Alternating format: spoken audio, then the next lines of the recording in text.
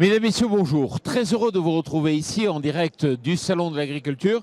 Alors, avec une question assez simple. Comment financer son projet de méthanisation?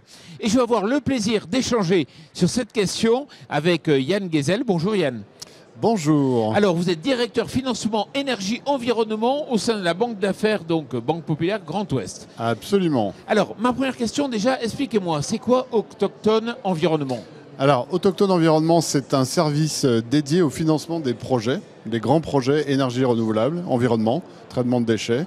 Et on fait partie de la banque d'affaires de la Banque Populaire Grand Ouest parce qu'on intervient auprès des grands comptes, auprès aussi des agriculteurs naturellement, soit pour des projets de taille, j'allais dire, de 2 à 3 millions, hein, mais aussi pour des grands projets de 5 jusqu'à 50 millions, des projets de méthanisation ou de solaire, éolien, chaufferie, hydroélectricité, et puis l'hydrogène et toutes les nouveautés que nous allons avoir dans les années à venir. Donc c'est vraiment notre marque de fabrique. On est une équipe de 7 personnes.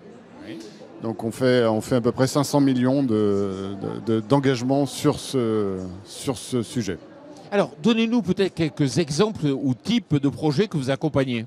Alors bien sûr, nous avons accompagné à peu près une centaine de méthaniseurs en France, donc à peu près la moitié à la ferme, la méta à la ferme, donc pour une exploitation. Mais aussi des grands projets de collectifs d'agriculteurs, des collectifs de 50, 60, même parfois plus agriculteurs pour des unités de biométhane avec injection du biogaz dans le réseau. Ça, c'est vraiment beaucoup de projets dans le Grand Ouest, mais aussi en Occitanie et ailleurs, avec d'autres banques populaires. On travaille avec quasiment toutes les banques populaires.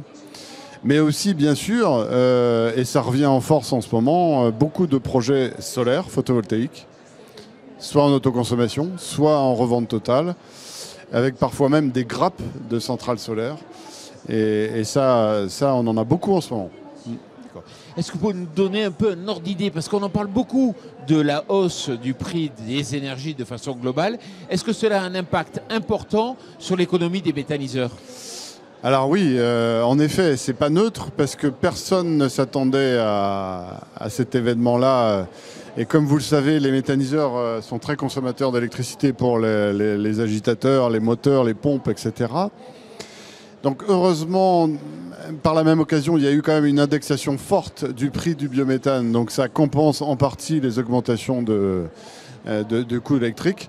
Heureusement, certains avaient anticipé et avaient signé des contrats jusqu'à la fin de l'année 2023 avec des fournisseurs, ce qui avait quand même sécurisé le prix. D'autres n'ont pas eu cette chance, mais on pense quand même que ce sujet-là va rentrer dans l'ordre assez vite en 2024, heureusement, parce que certains se sont posé la question d'acheter des moteurs de coget en plus pour autoconsommer du biogaz et du coup maîtriser le coût en autoconsommation d'électricité. Et la plupart de nos clients qui ont fait les calculs, ont fait marche arrière, n'ont pas passer le pas, parce qu'il faudrait que l'électricité reste durablement au-dessus de 250 € du mégawattheure. Durablement, c'est plusieurs années. 6 ans. 6 ans. Ouais. Le temps de l'amortissement du moteur de coget. Et on peut espérer qu'effectivement le coût de l'énergie redevienne à un état plus normal. Exactement. On pense qu'avant les 6 ans, bien avant, le prix sera en deçà, en tout cas, de 250 € du mégawattheure. D'accord. Merci beaucoup pour cet éclairage donc sur la meilleure façon de financer les projets de méthanisation. Merci Yann Gezel. Avec plaisir. Et merci à vous.